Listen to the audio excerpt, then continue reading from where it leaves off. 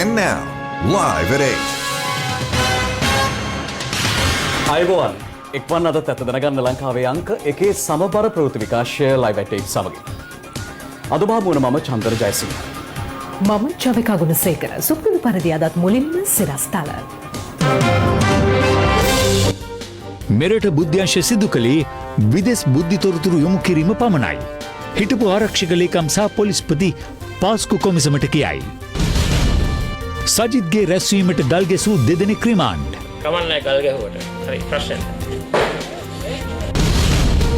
කටානේ කෝටි 3 කොල්ලයා.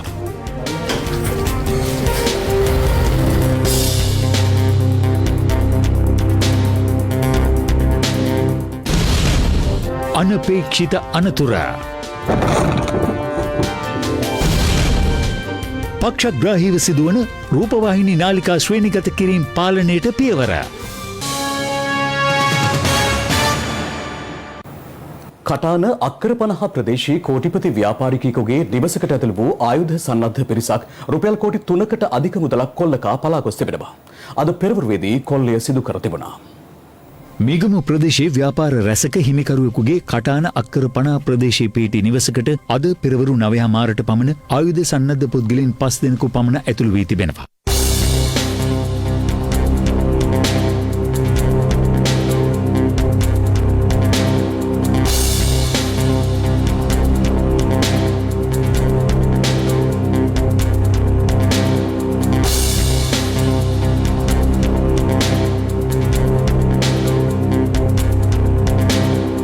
අවසාවේ ව්‍යාපාරිකයා ඇතුළු පුද්ගලයන් සිව් දෙනෙකු මෙම නිවසේ සිට ඇති බවයි පොලිසිය පැවසුවේ. ආයුධ සන්නද්ධව පැමිණි කොල්ල කණ්ඩායම ගිනි අවිපෙන්වා බියගන්වා රුපියල් කෝටි 3ක මුදලක් කොල්ලකා තිබෙනවා.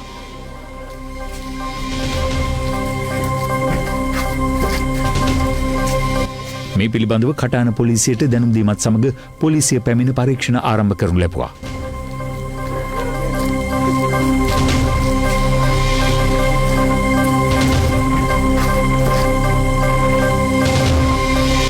නිවසේ හිමිකරුවන කෝටිපති ව්‍යාපාරිකයා රෝගාතුරව නිවසේ සිට ඇති අතර නිවසේ ස්ථාන කිහිපයක සංගවා තිබූ මුදල් කොල්ලකරුවන් විසින් පැහැරගෙන ගොස් ඇති බවයි ඔහු පොලිසිය හමුවේ කියා සිටියේ.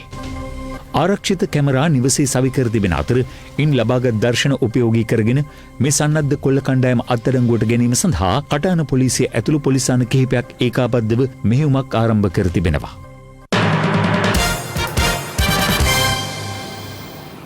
මද්‍රව්‍ය ජාවාරම් හා පාතාල කල්ලි මර්ධනය කිරීම සඳහා ආරම්භ කර ඇති වැටලීම් වලට සමගාමීව ඊයේ දිනේ තුල බස්නාහිර පළාතේ වැටලීම් 424ක් සිදු කර පුද්ගලයන් 459 දෙනෙකු මද්‍රව්‍ය සමග අත්අඩංගුවට ගනු ලැබුවා. මේ අතර බහරගම ප්‍රදේශයේ සිදු කළ වැටලීමකදී හෙරොයින් කිලෝ 1යි ග්‍රෑම් 100ක් සමග කාන්තාවන් දෙදෙනෙකු ඇතුළු පුද්ගලයන් 5 දෙනෙකු මහරගම පොලිසිය අත්අඩංගුවට ගෙන තිබෙනවා. මහරගම පොලිසියේ බුද්ධ නිලධාරීන්ට ලද තොරතුරකට අනුව මීට දින කිහිපයකට පෙර පුද්ගලයින්ට හෙරොයින් අලෙවි කිරීමේ නිරත වූ 23 හැවිරිදි තරුණයෙකු අත්අඩංගුවට ගෙන තිබුණා. ඔහුගෙන් ලද තොරතුරු මත එම ජාලයට සම්බන්ධ කාන්තාවන් දෙදෙනෙක් ඇතුළු සිව් දෙනෙක් අත්අඩංගුවට ගැනීමට කටයුතු කළා. ඔහුගෙන් කළ ප්‍රශ්න කිරීම්වලදී ගල්කිස්ස ප්‍රදේශයේ නිවසක සංගවා තිබූ හෙරොයින් කිලෝග්‍රෑම් 1කට අධික ප්‍රමාණයක් සොයා ගැනීමටයි හැකි වුණේ. පොලිස් භාරයට ගත් හෙරොයින් තොගය පරීක්ෂා කිරීමට අද පෙරවරුවේ බස්නාහිර පළාත බහර ජ්‍යෙෂ්ඨ නියෝජ්‍ය පොලිස්පති දේශබන්දු තෙන්නකෝන් මහතාද මහරගම පොලිසියට පැමිණියා. දැන් මෙතන කෝටි 4ක බිස්නස් එකක් වෙලා තියෙනවා. දැන් අද එකත් කෝටි 5යි. ඒ කෝටි 5ක් සල්ලි කොහෙද ගියේ කියලා අනිවාර්යෙන් හොයන්න. පිළිකාරෝහලේ මේ වැඩ කරන අය ලුකුණ බයිකෙන් ඇවිල්ලා ලුකුණට තොරතුරක් ආවා. පිළිකාරෝහලේ වැඩ කරන අය. ඒ පිළිකාරෝහලේ සේවය කරන සේවකයින්. ඒක ඩ්‍රග්ස් පාවිච්චි කරනවා. සමහර පුජ්‍යලින සමහර හොස්පිටලේ සේවකයින් ඉන්නවා සමහර අය ඩ්‍රග්ස් පාවිච්චි කරනවා. මුදියන්සේ තොරතුරු අනුව අපි ගිහිල්ලා දෙතුන්පාරක් චෙක් කරනකොට දැන් සතියේ ඉස්සෙල්ලා ආවුණා මුදියලේ බයික් නම්බර් එකකින්. අදාළ පුද්ගලයින් දැනට බන්ධනාගාරගතව පසුවන දර්ශන හෙවත් ID නැමැත්තාගේ උපදෙස් මත එම ජාවාරම් මෙහෙවා ඇති බවට තොරතුරු ලැබී තිබෙනවා. මේ අතර මද්‍රව්‍ය ජාවාරම් හා අපරාධකල්ලි නායකයෙකු බව කියන දැනට විදෙස් රටකට පලා ගොස් සිටින රත්මලානේ අංජුගේ ගෝලීන් 5 දෙනෙකු අත්අඩංගුවට ගැනීම සඳහා පොලිස් විශේෂ කාර්ය බලකාය මෙහෙයුමක් ආරම්භ කර තිබෙනවා. එම මෙහෙයුම අතරතුර රත්මලානේ අංජුගේ එක් ගෝලයෙකු රත්මලාන දුම්රියපොළ ප්‍රදේශයේදී අද අත්අඩංගුවට ගනු ලැබුවා. පොලිස් විශේෂ කාර්ය බලකාය විසින් අත්අඩංගුවට ගත් මේ පුද්ගලයා සතුව හෙරොයින් ග්‍රෑම් 21යි මිලිග්‍රෑම් 520ක් තිබී සොයා ගැනීමට හැකි වී තිබෙනවා. ග්‍රෑන්ඩ් පාස් හා ඔරුගොඩවත්ත ප්‍රදේශයේ අද සිදු කරනු ලැබූ වැටලීම්වලදී මාමුම්ගේ රත්නම් හෙවත් කුඩුබාබු නැමැත්තා අද දහවල් කොළඹ අපරාධ කොට්ටාශය විමර්ශන ඒකකය මගින් අත්අඩංගුවට ගනු ලැබුවා. සැකකරු සන්තකයේ තිබී හෙරොයින් ග්‍රෑම් 10යි මිලිග්‍රෑම් 200ක් සමග ජාවාරම් වලින් උපයාගත් බවට සැක කළ හැකි රුපියල් 40000කට ආසන්න මුදලක්ද සොයා ගැනීමට හැකි වුණා. සැකකරුගෙන් සිදු කළ ප්‍රශ්න කිරීම්වලදී අනාවරණය වී ඇත්තේ ඔරුගොඩවත්තේ සාන්ත අම්මා වත්තේ කුඩුපත්මිනීගේ හෙරොයින් මෙම සැකකරු අලෙවි කරන බවයි. දඹුල්ල සහ ගලේවල යන ප්‍රදේශවල සිදු කළ වැටලීම්වලදී හෙරොයින් මත්ද්‍රව්‍ය ඇතුළු ජාවාරම් රැසකට සම්බන්ධ පුද්ගලයන් 11 දෙනෙකු අත්අඩංගුවට ගැනීමට මාතලේ කොට්ටාශ අපරාධ විමර්ශන කාර්යාලයට හැකි වී තිබෙනවා. අත්අඩංගුවටගත් සැකකරුවන් සතුව තිබී හෙරොයින් මත්ද්‍රව්‍ය ග්‍රෑම් 5ක් සහ නීති විරෝධී මත්පැන් බෝතල් 100ක් සොයා ගැනීමට හැකි වුණා. මේ අතර සංවිධානාත්මක අපරාධකාලි සහ මත්ද්‍රව්‍ය ජාවාරම් රටින් තුරන් කරන බව යුද හමුදාපති ලුතනන්ට් ජෙනරාල් ශවේන්ද්‍ර සිල්වා මහතා ප්‍රකාශ කළා. ඒ අනුරාධපුරදී පැවති උත්සවකින් අනතුරුව මාධ්‍ය වෙත අදහස් දක්වමින් ලංකාවට මත්ද්‍රව්‍ය පමණක් නෙවෙයි තහනම් කරලා තියෙන සමහර ද්‍රව්‍ය රැගෙන එන තත්ත්වයක් තිබෙනවා. මෙතෙක් ඉතිහාසයේ නොවිවරු අන්දමින් මත්කුඩු සෑම ප්‍රදේශයකම අපි අත්අඩංගුවට ගන්නවා. දිනපතා අපි අත්අඩංගුවට ගනු ලබනවා. සමහර දේවල් විශාල ඒවා කිව්ව ඇරෙන්න පොඩි පොඩි ඒවා නොකිව්වත් සෑම ප්‍රදේශයකම අපි අත්අඩංගුවට ගන්නවා. කැලණිය විශ්වවිද්‍යාලයේ සම්බන්ධ කර ගනිමින් රූපවාහිනී නාලිකා ප්‍රේක්ෂක ප්‍රතිචාර මත ශ්‍රේණිගත කිරීම අපක්ෂපාතීව සිදු කිරීමට සැලසුම් කර ඇති බව ජනාධිපති කාර්යාලයේදී පැවති සාකච්ඡාවකදී අනාවරණය වුණා. ඒ තැපැල් සේවා හා ජනමාධ්‍යවේදී වෘත්තීය සංවර්ධන රාජ්‍ය අමාත්‍යාංශයේ ඉදිරි සැලසුම් පිළිබඳ සාකච්ඡා කිරීම සඳහා ජනාධිපතිතුමාගේ ප්‍රධානත්වයෙන් රැස් වූ අවස්ථාවේදී තැපැල් සේවා හා ජනමාධ්‍යවේදී වෘත්තීය සංවර්ධන රාජ්‍ය අමාත්‍යාංශයේ ඉදිරි සැලසුම් පිළිබඳ සාකච්ඡා කිරීම සඳහා විශේෂ සාකච්ඡාවක් ඊයේ ජනාධිපති කාර්යාලයේදී පැවැත්වුණා.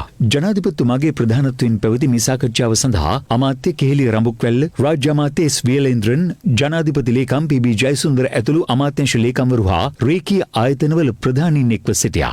ජනමාධ්‍යවේදීන්ගේ වෘත්තීය නිපුණතා වර්ධනයට අභ්‍යාස ආයතනයක් පිහිටුවීමට සැලසුම් කර ඇති බව මෙහිදී සාකච්ඡාවට ගැනුණු අතර විද්‍යුත් මුද්‍රිත සහ සමාජ මාධ්‍ය වෙතින් පුද්ගලයන්ට ආයතනවලට සහ ව්‍යාපාරවලට එල්ලවන අනිසි බලපෑම සහ අගතීන් පිළිබඳවද ලැබෙන පැමිණිලි ඉහළ මට්ටමක පවතින බව මෙහිදී අනාවරණය වුණා. සියලු කරුණු සැලකිල්ලටගෙන පුවත්පත් මණ්ඩල පනත සංශෝධනය කිරීමේ දැඩි අවශ්‍යතාවද මෙහිදී සාකච්ඡාවට ගෙන තිබෙනවා. රූපවාහිනී නාලිකා ප්‍රේක්ෂක ප්‍රතිචාර මත ශ්‍රේණිගත කිරීම කැලණිය විශ්වවිද්‍යාලයේ සහභාගීත්වයෙන් සමස්ත දිවයිනම ආවරණය වන පරිදි අපක්ෂපාතීව සිදු කිරීමටද මෙහිදී ගෙන ඇති තවත් තීරණයක්. ඊට අවශ්‍ය ප්‍රතිපාදන වෙන්කර කඩිනමින් ඒ ක්‍රියාවට නැංවීමට මෙහිදී එකඟතාවය පළ වී තිබෙනවා.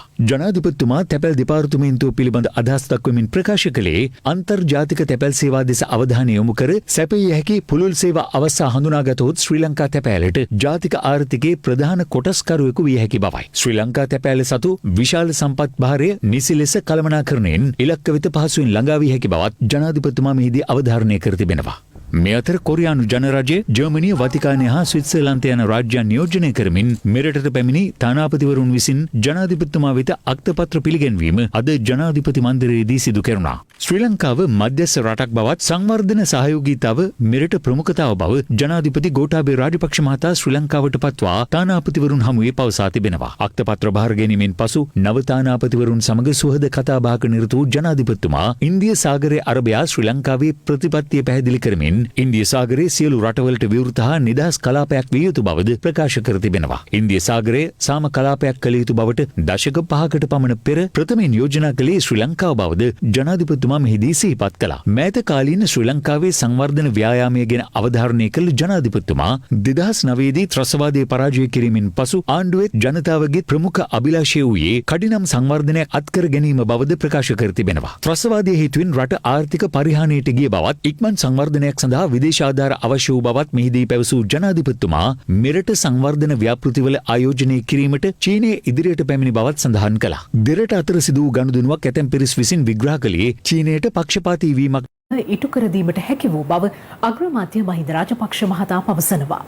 කොළඹ හින්දු විද්‍යාලයේ පැවති උත්සවයකට සහභාගී වෙමින් අග්‍රාමාත්‍යවරයා මේ බව සඳහන් කළා.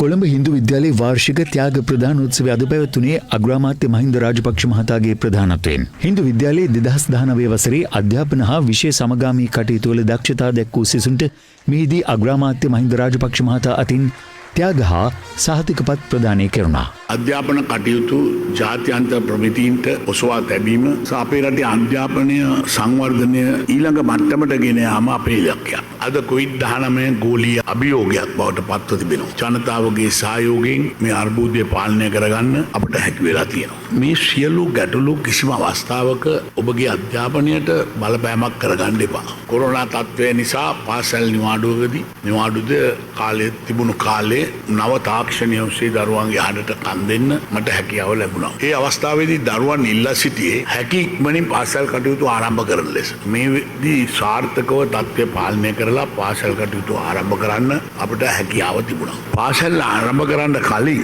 දරුවන්ගේ ආරක්ෂාව පිළිබඳවත් අපි වැඩි අවධානයක් යොමු කළා.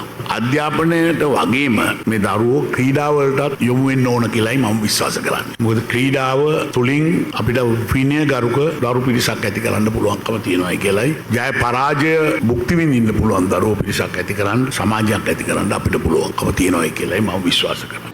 මේ අතර අභාවප්‍රාප්ත ප්‍රවීණ ප්‍රහසන රංගන ශිල්පී ටෙනිසන් කුරේ මහතාගේ දේහයට අවසන් ගෞරව දැක්වීම සඳහා අද අග්‍රාමාත්‍ය මහින්ද රාජපක්ෂ මහතා පැමිණෙන අතරවාරයේදී මොරටුව ප්‍රදේශයේ පිරිසක් සිදු කළ විරෝධතාවක් පිළිබඳ අග්‍රාමාත්‍යවරයා සිය අවධානය යොමු කළා.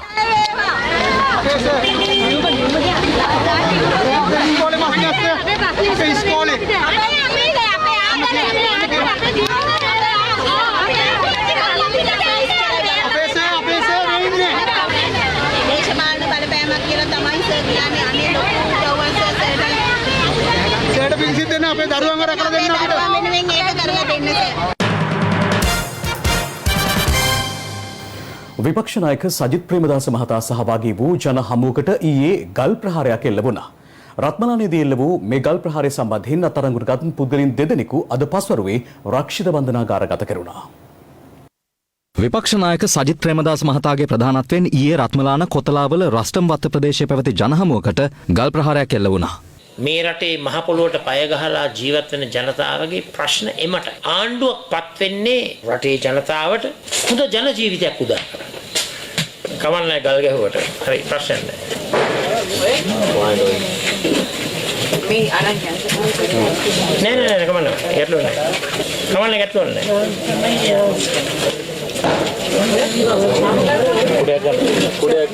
නෑ මම යන්නේ ගල් ගැහුවට මම යන්නේ.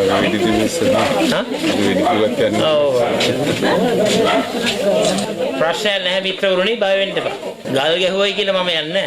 අපි හැමෝම දන්නවා මේ රත්මලානේ දේශපාලනේ කවුද මෙහෙවන්නේ. මදාවියොන්ට බයයි මම ඉන්නේ නැහැ. මේ නිසා මම ඕනම දෙයකට ඕනම අභියෝගයකට මුහුණ දෙන්න ලෑස්ති. මම කිසිසේත්ම බියට පත්වන්නේ නැහැ. කෙසේ වෙතත් ජනහමුව නිමාවට පත්වීමෙන් පසු විපක්ෂ නායකවරයා නිරුපද්‍රිතව පිටව ගියා. ගල් ප්‍රහාර වලින් කිසිවෙකුටත් හානියක් සිදුව නොමැති අතර සිද්ධිය සම්බන්ධයෙන් ගල්කිස්ස පොලිසිය විමර්ශනයක්ද ආරම්භ කළා. ප්‍රහාරය සම්බන්ධයෙන් සැකපිට පුද්ගලයෙකු අදාළවීම අත්අඩංගුවට ගත් අතර තවත් පුද්ගලයෙකු අද උදෑසන ගල්කිස්ස පොලිසියට බාර වීමෙන් අනතුරුව අත්අඩංගුවට ගෙන තිබෙනවා. සැකකරුවන් අද පස්වරුවේ ගල්කිස්ස මහේස්ත්‍රාත් අධිකරණයට ඉදිරිපත් කිරීමෙන් අනතුරුව ඔක්තෝබර් 7 වෙනිදා දක්වා රක්ෂිත බන්ධනාගාරගත කිරීමටයි නියෝග කර ඇත්තේ.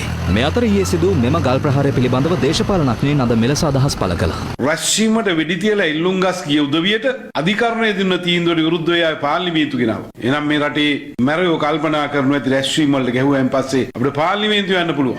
අනසිංහ ප්‍රේමදාස මැතිතුමා පොය දවසේ ස්වාමින් වහන්සේලා ගෙනල්ලා බණ කියලා ඊට පස්සේ වටේ ඉන්න බාර්කාරයන් දවසක් ගල් ගහන්න පටන් ගත්තා. ඒ ගල් ටික පාවිච්චි කළා තමයි මුල් ගල් තියලා සුචාරිතය හැදුවේ එහෙමයි. ඒ වගේම එතුමා සඳහන් කළා මේ ගල් ටික පාවිච්චි කරනවා කියලා මුල් ගල හැටියට ඒ ප්‍රදේශයේ ජීවත් වෙන ජනතාවට ප්‍රජාශාලාවක් හදලා දෙන්නත් ඔහු සඳහන් කළා. විමල් වීරවංශ මැතිතුමත් එක්ක එකතු වුණු කණ්ඩායමට ජනතාව ක්‍රමණ ගැහුව පොළු වලින් ගොඩාක් හානි කරා. ඒ වගේම අනිත් කණ්ඩායම මෙහෙම තමයි අපිත් ඒක වෙලාවක ගැටුම් තිබුණානේ. ඉතින් ඔබ දන්නවනේ දෙකොල්ල හැප්පීම දැන් අනිවාර්යයෙන් මං හිතන විදිහට එක්සත් ජාතික පක්ෂය සහ මේ කණ්ඩායම් දෙක අතර තියෙන ගැටීමේ ප්‍රතිඵලයක් වෙන්නේ නැහැ.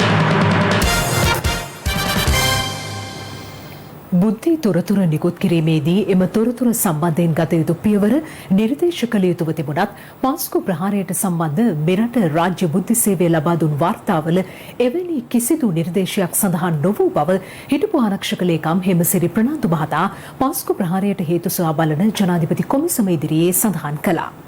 ඊයේ පසුරුවේ කොමිසම හමුවේ සාක්ෂි ලබා දෙමින් ඒ මහතා මේ බව සඳහන් කළා.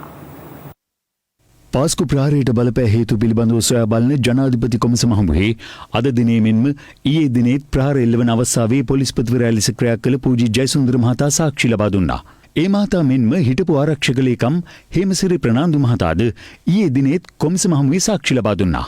එහිදී සාක්ෂි ලබා දුන් හිටපු ආරක්ෂක ලේකම්වරයා රජයේ නියෝජ්‍ය සොලිසිටර් ජෙනරාල්වරයා මතු කළ ප්‍රශ්න ගණනාවකට පිළිතුරු ලබා දුන්නා.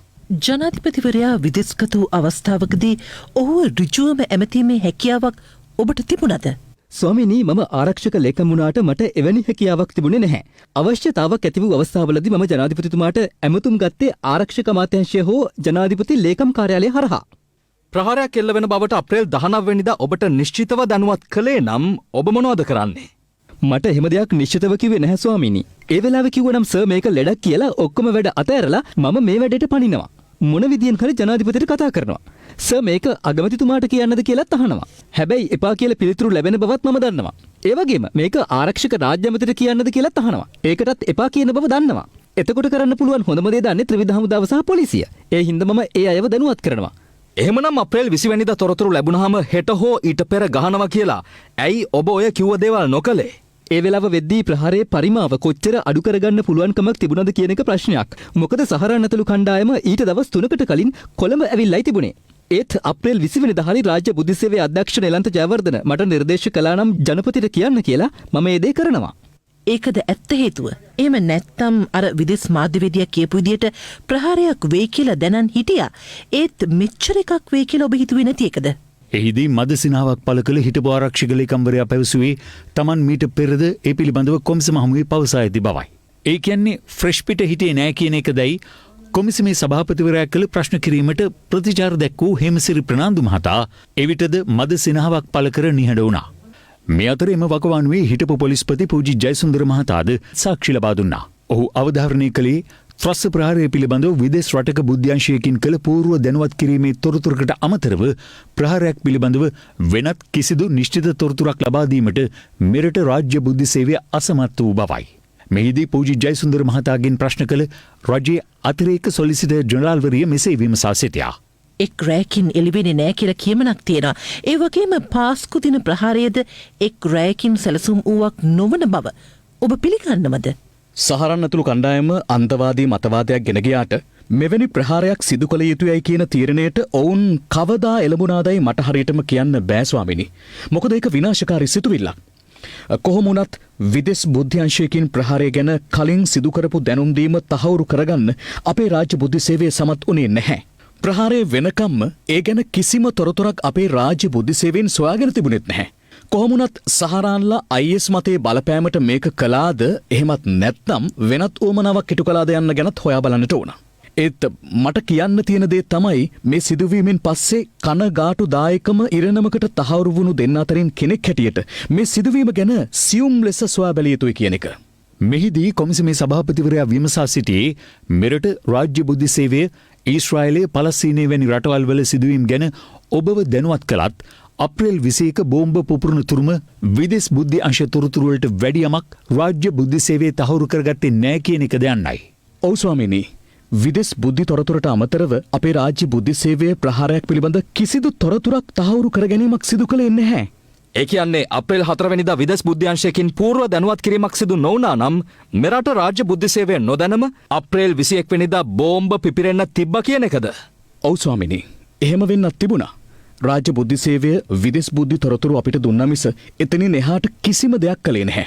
අර්බුදකාරී දින 52 ආණ්ඩුව කාල විතරක් නෙවෙයි ඊට කලින් ඉඳලම රාජ්‍ය බුද්ධ සේවයේ රාජකාරී කලේ වෙන අරමුණක් ඇතිවයි.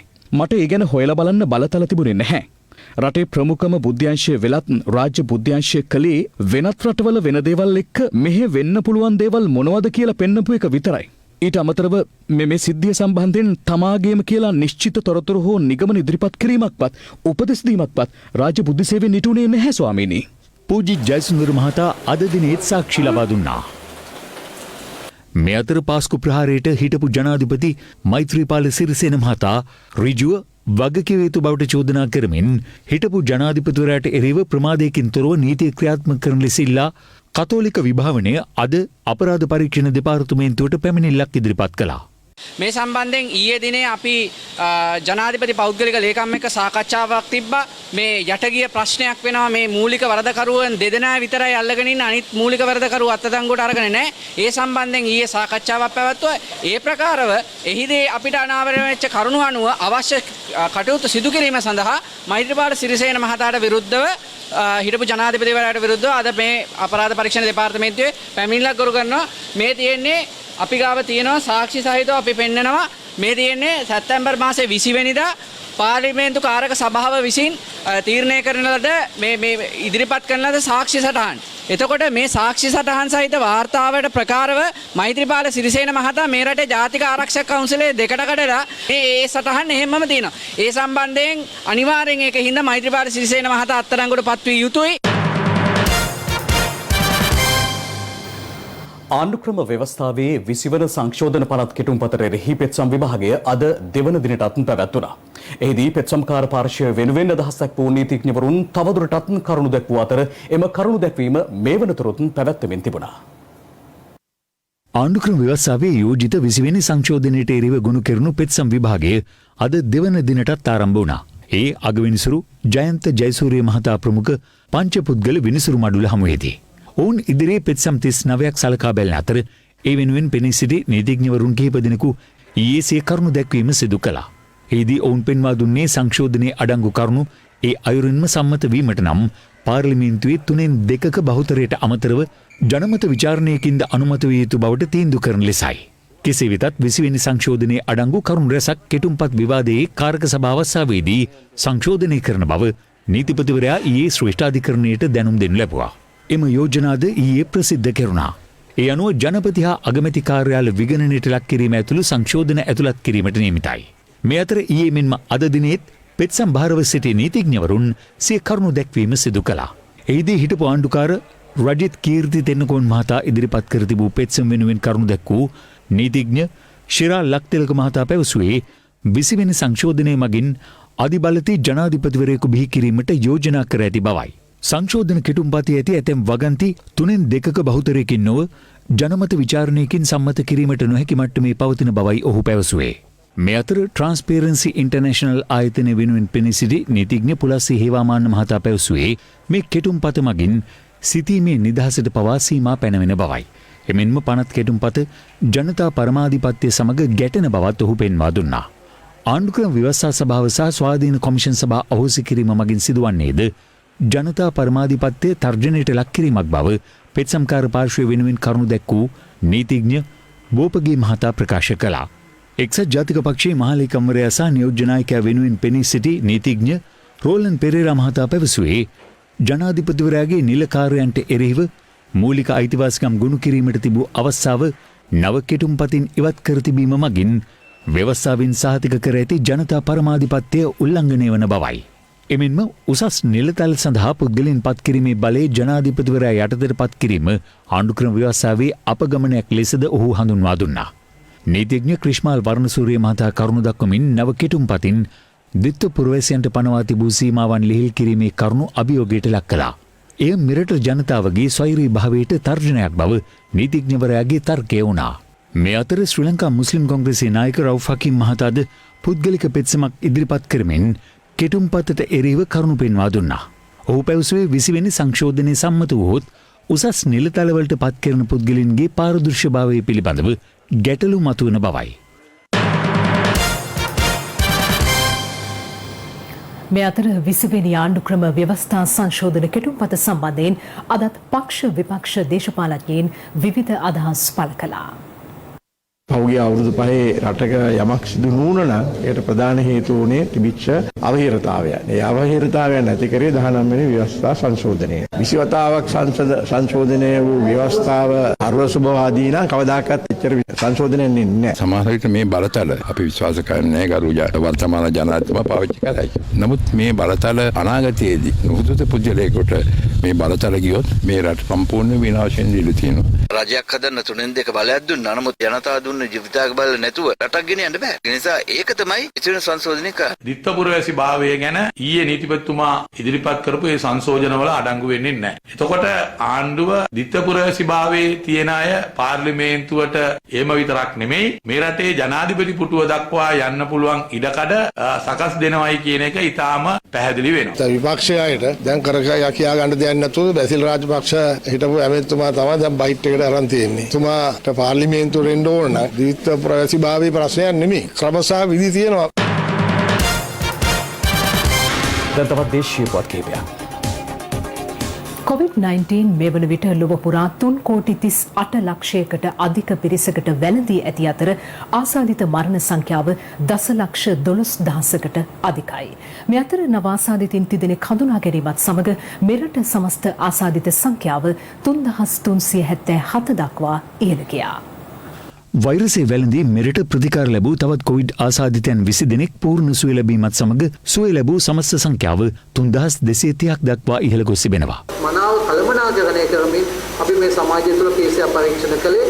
මේ වෙනකොට අපි 2,85,000කට වඩා PCR පරීක්ෂණ මේ රට තුළ කරලා තියෙනවා. ඒ තත්ත්වය තුළින් අද අපේ සමාජය ආරක්ෂිතයි. හැබැයි ඒකෙන් සහතිකයක් දෙන්නේ නැහැ අපේ සමාජය තුළ මේ COVID-19 රෝගය ආපහු එන්නේ නැහැ කියලා. මේ අතර වෛරස ව්‍යාප්තිය හේතුවෙන් පනවා තිබූ සීමා හේතුවෙන් මෙරටට පැමිණීමට නොහැකිව සිටි පුද්ගලයන් 342 දෙනෙකු ඩුබායි, දෝහා කටා, ඕස්ට්‍රේලියාව හා ඉන්දියාව යන රටවල සිට මෙරටට පැමිණියා. අපි මේ වන විට 47,000කට අධික සංඛ්‍යාවක් නිරෝධායනය කිරීමට කටයුතු කරලා තිබෙනවා. අද සවස් භාග වෙනකොට 40,000කට ආසන්න සංඛ්‍යාවක් අපි විදේශ රටවල් වලින් ශ්‍රී ලංකාවට රැගෙන ඇවිල්ලා නිරෝධායනය කිරීමට ඔවුන්ට කටයුතු කරලා තිබෙනවා. පවතින තත්ත්වය හමුවේ ලබන වසර වනතුරු ගුවන්තොටුපළ විවෘත කිරීමට හැකියාවක් නොමැති බව අද උදෑසන පත්තරේ වැඩසටහනට එක් වූ සංචාරක අමාත්‍ය ප්‍රසන්න රණතුංග මහතා ප්‍රකාශ කළා. ගුවන්තොටුපළ ගැන කතා කරපු වෙලාවේ කටුනායක ගුවන්තොටුපළ විවෘත කිරීම පිළිබඳව තාම හිතලා නැද්ද? මම කියන්නේ කිතාම් පරිසංසාගත වෙන්න ඕනි. වකවානුවක් ගැනවත් හිතලා නැද්ද? ඒක වර්ල්ඩ් හෙල්ත් ඕගනයිසේෂන් එක කියන පරිදි දෙසැම්බර් මාසය වෙනකොට කොවිඩ් වල ඉහළ මට්ටමක් දකින්න පුළුවන් වෙයි කියන කාරණාව ලබන වසර වනතුරු විවෘත කිරීමක් ගැන දැනට අපිට හිතන්න බෑ. අමාරුයි රංගන. ඒක අපිට පොරොන්දු වෙන්නත් බෑ.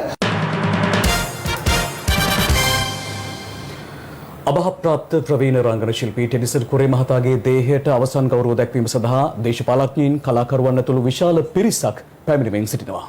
අග්‍රාමාත්‍ය මහින්ද රාජපක්ෂ මහතාද එතුමාට අවසන් ගෞරව දැක්වීමට අද පැමිණියා.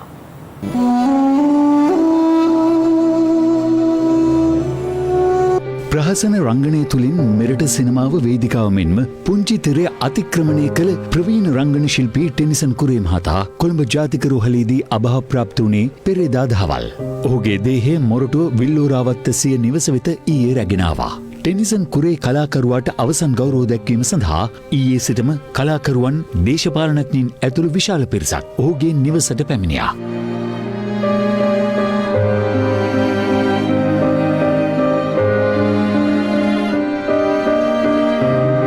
ටෙනිසන් කුරේ කියන ඒ මහා සිනමාවේදියා එතුමා නැති පාඩුවන මම හිතන්නේ සිනමාවේ කවදාවත් ආයි පුරවන්න බැරි වෙයි. අපිට තියෙන සංඛාව අපිට තියෙන වේදනාව එක පරිච්ඡේදයක් එහෙම පිටින්ම නිමා වීම පිළිබඳව අපේ රටේ කලා ලෝකයේ කවදාවත් නොමැතින සල්කුණක් සටහන් කරලා දෙනිය අපෙන් සමුගන්නේ. ටෙනිසන් කුරේ මගේ ආදරණීය මල්ලි මිනිසුන්ට ආදරය කරන ඒ වගේම කලාකරුවන්ට බොහෝම ආදරය කරන රංගන ශිල්පියෙක්. මේ අතර අග්‍රාමාත්‍ය මහින්ද රාජපක්ෂ මහතා අභාවප්‍රාප්ත ප්‍රවීණ රංගන ශිල්පී ටෙනිසන් කුරේ මහතාට අවසන් ගෞරව දැක්වීම සඳහා පැමිණියේ අද පෙරවරුවේ.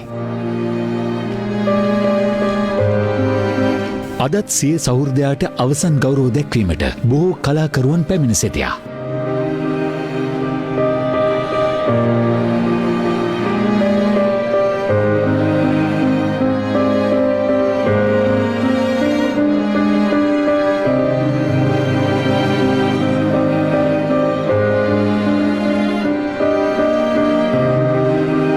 කතා කරන්න බෑ මොකද ඒ තරම් දුකයි.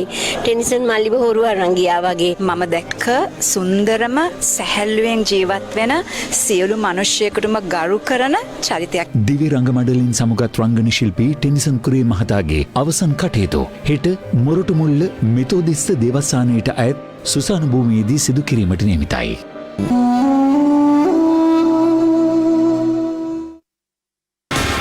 තවත් දේශීය පුවත් කිහිපයක් දැන්. රජයේ පාසල්වල දෙවැනි වාරයේ නිවාඩු ඔක්තෝබර් 9 වෙනිදා සිට ක්‍රියාත්මක බව අධ්‍යාපන අමාත්‍යාංශය පවසනවා. ඒ අනුව යලි පාසල් ආරම්භ වන්නේ නොවැම්බර් 9 වෙනිදායි. දැන් රටවටින් අටට. වටින් අටට.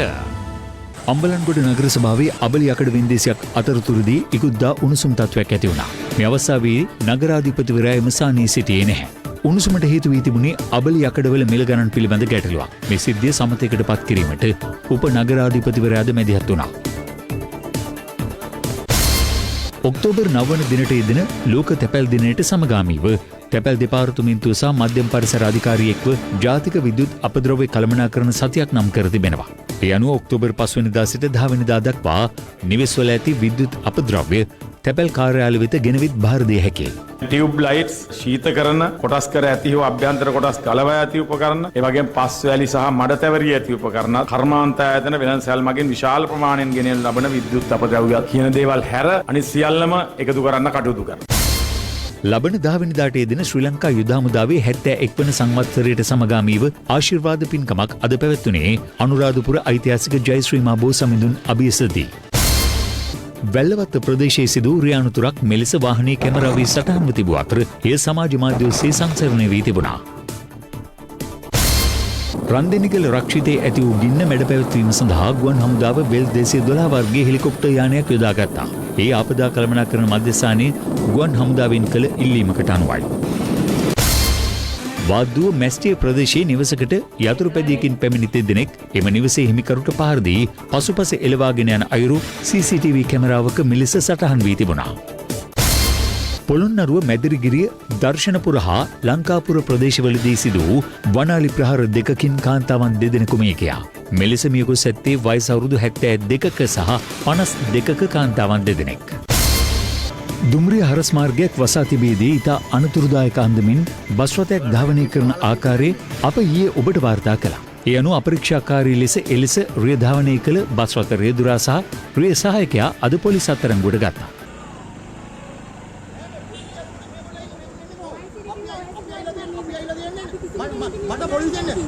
ඔයා ඇවිල්ලා මේ බස්සේ සෙල්ලම් බඩුවක්ද ඔයා? මම කෝටි 20 ලක්ෂයක් දීලා ගෙනලා දෙන මේක.